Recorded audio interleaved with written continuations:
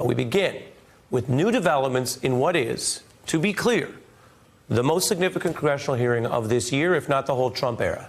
Bob Mueller testifies next week, and tonight there are already clear signs Trump's team is worried and trying to get ahead of whatever Mueller will say.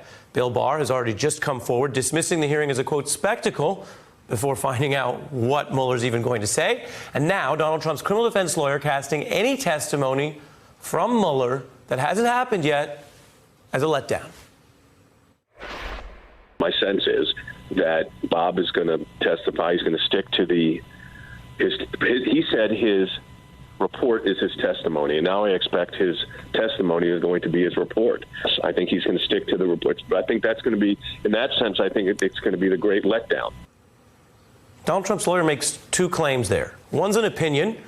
Everyone has a right to review this hearing, but reviewing it and stating opinions sight unseen is not exactly very credible. But the other claim is factual in nature, the assertion that Bob Mueller's testimony will stick to the report. Fact check. And fact checks don't always end with someone being wrong. Jay Sekulow is correct about that. Here at The Beat, we scoured the 60-plus times that Mueller has addressed Congress, and we found he does stick to his plan and the facts. He deploys a dry style, he avoids theatrics, and he focuses his testimony on the public investigative materials. And he tends to swat away questions that demand more sensitive information. So I'm telling you tonight, our reporting suggests Mueller will stick to that same plan next week, and questions designed to get him beyond the Mueller report's careful factual balancing act will probably get the Mueller treatment. In fact, he can always go full reading rainbow and just quote from the report in answers to questions, which is part of what he did in his only public remarks on this probe to date. And as set forth in the report after that investigation, if we had had confidence that the president clearly did not commit a crime, we would have said so. Meanwhile, Democrats are working to turn up the heat on Team Trump before this hearing even begins, revealing plans to subpoena some of the Mueller report's biggest witnesses, guilty National Security Advisor Mike Flynn, ousted Attorney General Jeff Sessions, and, of course, son-in-law Jared Kushner, plus others linked to the hush money payments from the 2016 campaign, which is part of a crime that Michael Cohen confessed to. Now, as the House prepares for this Mueller standoff, the issues here are broader than even that next set of subpoena skirmishes or whether the House ultimately opens a formal impeachment probe.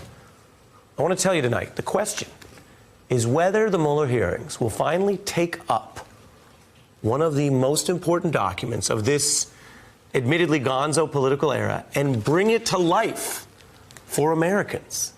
Because this report is damning. It is exhaustive. In some ways, it is scary. We've read it. I've read it more than once. It details a foreign operation to kneecap our democracy as we know it. It also finds no chargeable election conspiracy by the Trump campaign. And it also finds substantial evidence that President Trump committed the crime of obstruction more than once in office. It's important stuff.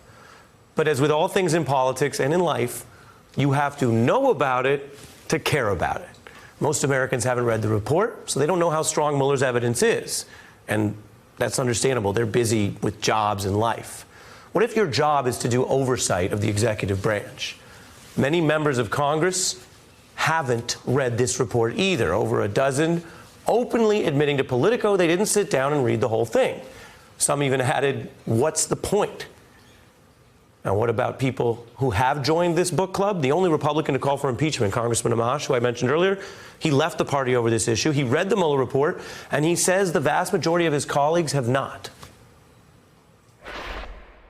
People at home aren't reading the Mueller report. Most people don't have time to read a 448-page report. They expect their members of Congress to do the work for them. How many of your Republican colleagues do you think have actually read the Mueller report?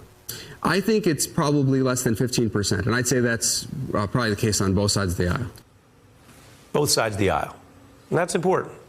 There's no greater proof you're uninterested in actual facts as a politician than ignoring the evidence.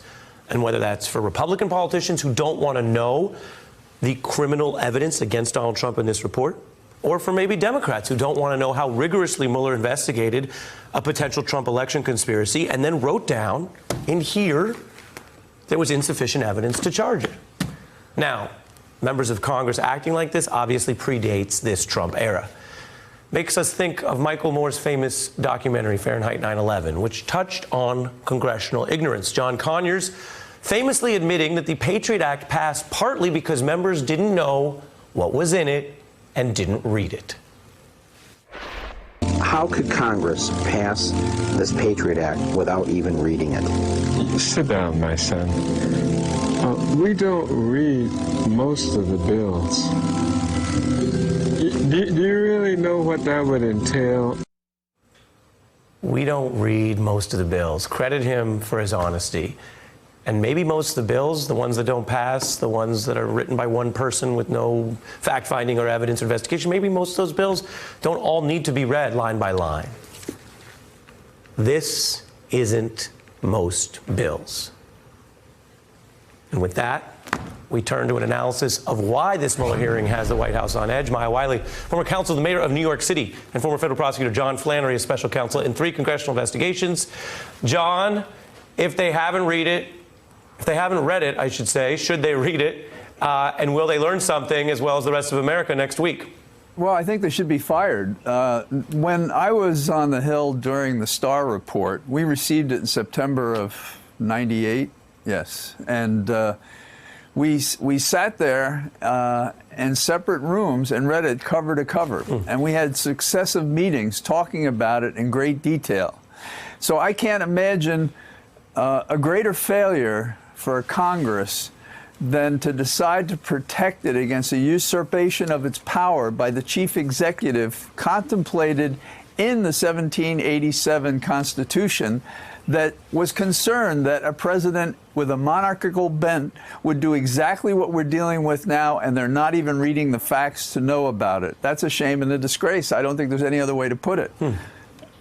Maya, the way we've heard it from the White House, as I showed, is, hey, because it's only going to be based on the Mueller report, it is therefore a letdown. Is that true? Well, that's what they hope. I think we heard from William Barr that he knows it's not true. That's why he wanted to pour cold water over it, call it a spectacle, and also sort of signal to Bob Mueller, hey, we got your back if you don't want to do this. The reality is they all know, as the rest of us do, when Robert Mueller gave that very brief press conference and simply said essentially what his findings from the report were, you saw a bump in the number of Americans who were now more willing to support some form of impeachment investigation. And that's because for many, it became much clearer that what William Barr told us the report said was not the same thing that they were hearing from Robert Mueller. So what is critical here are 2 things. One, that they will pay attention because Robert Mueller will say it himself. It doesn't have to be embellished. All you have to do is read some of these facts to realize how disturbing and shocking they are, in particular on obstruction, although not only on obstruction. And secondly, Congress has to, in order to have its effective subpoena fights, lay the foundation from Robert Mueller in terms of the importance of the evidence he found, why they need subpoenas to hear from these witnesses themselves. So they also have a legal job to do here in terms of having Mueller testify. John, take a listen to some of the reporting we've done as we went through the archives. Because when Bob Mueller gets the questions he doesn't want to answer, for example, beyond the report or speculating or even beefing with Barr, he has spent a lifetime, 60 hearings we counted, dismissing those kind of questions. Take a look. Right. I hesitate to speculate because I have just a piece of the puzzle also. I would have to check to make absolutely certain. In every investigation, and particularly a fast-moving investigation, there are steps that are taken that may or may not work out. And it's very difficult to generalize or to reach some sort of understanding or make progress with that generalization. John? Well, it's how you question any witness, and I've dealt with witnesses as you're suggesting he might act next week. And in his case, he can't be said to be speculating after 22 months of investigation. He can't shirk a responsibility, and it should be put to him in this way, for cleaning up the confusion in this country, given the misleading statements by Barr, who basically acted as a mouthpiece for the president and disassembled the conclusions that he came up with. Now, he can't say he's a standby after he wrote letters to Barr complaining about what Barr did. And there's one letter he wrote, we don't even know what it said. And it seems to me at the hearing, when he's sitting there, the question is put, you said such and such a report. Isn't that a fact? Isn't that perfectly right? And quoting his footnote saying that Congress has the responsibility to go forward and asking him, do we need any more, as you suggest in your testimony, to go forward with impeachment?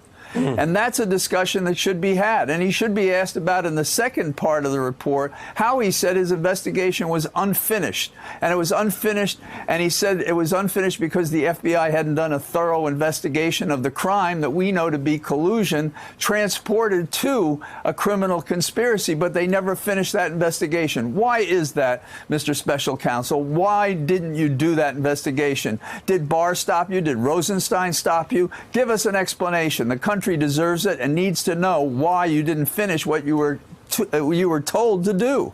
Well, these are big questions for the Democratic House. It almost makes you wish, if you believe that John Flannery is on to a good line of questioning, makes you wish some of the members of that committee are listening to you, sir. With that in mind, stay with me. I bring in California Congressman Ted Lieu, who serves on the Judiciary Committee, which will question Mueller next week. Thank you for joining us, sir. Thank you, Ari. Yes or no, have you read the report? I have. Yes or no, do you think Justin Amash is basically right that most of your colleagues have not? I think he's somewhat right. It is a long report, but if you simply read the executive summaries for each volume, you can get the gist of it. So I at least implore my colleagues to do that. Interesting, given the framework that we've been discussing. Your reaction to what you've heard from our talented lawyers here. Anything else you want to add right now?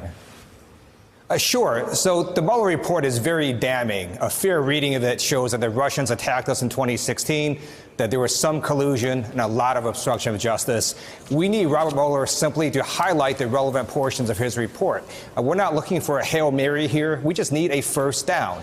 Every week, we're progressing down the field, getting more facts to the American people, and we look forward to July 17th when he can provide a lot of this information directly to the American people. What are you going to do and your colleagues going to do if, as we've found, he basically goes out of his way to not say anything that isn't already written in the report? I've just mentioned why I think, as an educational matter, whatever one's beliefs out there, it's good to have a forum for people in Congress and in America to understand what's in the report. Having said that, what are you going to do if he says, hey, I'm not going beyond the report? I am totally fine with that. This report has a lot of very damning evidence in it. If he simply would highlight the obstruction of justice sections, he can walk the American people through how Donald Trump essentially committed multiple felonies as president in obstructing justice. We're simply trying to get the facts of the Mueller report out. We want to bring it to life, and Robert Mueller is a perfect witness to do that. And Congressman, I want to give you the benefit of responding to the Attorney General. You are on the Judiciary Committee, which oversees the Justice Department.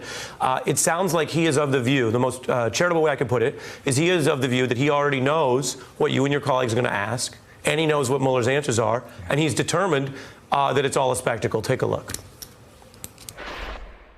I don't think that serves any purpose dragging Bob Mueller up if he, in fact, is going to stick to the report. It seems to me the only reason for doing that is to create some kind of public spectacle. Your response, sir? So why is Bill Barr so scared of Robert Mueller testifying? It's because Mueller is going to contradict what Bill Barr did in representing the report to the American people. Robert Mueller is going to show that there was a lot of obstruction of justice. And Bill Barr, when he represented this report, he really failed the American people. That's why I think Bill Barr is scared. Maya Wiley, the last word goes to you, having walked us through this entire presentation. What do you think is most important for Americans watching who've heard about the Mueller report, who are obviously interested, if nothing else, to see how he sounds next week? What is the most important thing to keep in mind when we actually watch something that we in our reporting have said may be at times quite dry and careful? It's not going to be, from what we know, Bob Mueller coming out and saying, oh, there's one more thing I forgot to mention here. The president's a crook. It's not really how it goes down. So the way this is going to work, I think, does exactly as John said and as Representative Lieu said, getting Robert Mueller to really focus his attention and just say what the report says in key parts. It's not the 448 pages. It's you said that there were people who materially lied, and some of them you brought charges against. How many others lied that you didn't bring charges against? I mean, you can ask the question in a way that focuses the attention and just asks him to answer a fact question. And walking through each one of those 10 primary instances of Donald Trump asking people to lie, fabricate evidence, just walking through those is I think, not so dry. It's pretty powerful stuff. The other thing I would listen for is what he will not answer because of ongoing investigations. Right, and that's a reminder that in the back of this thing, you've got several referrals, and that is a legitimate thing, both for fairness and for the prosecutorial strategy they have to not necessarily spill all the tea. Hey, I'm Ari Melber from MSNBC. You can see more of our videos right here, or better yet, subscribe to our YouTube channel below. You could have been anywhere in the world, but you're here with us, and we appreciate that.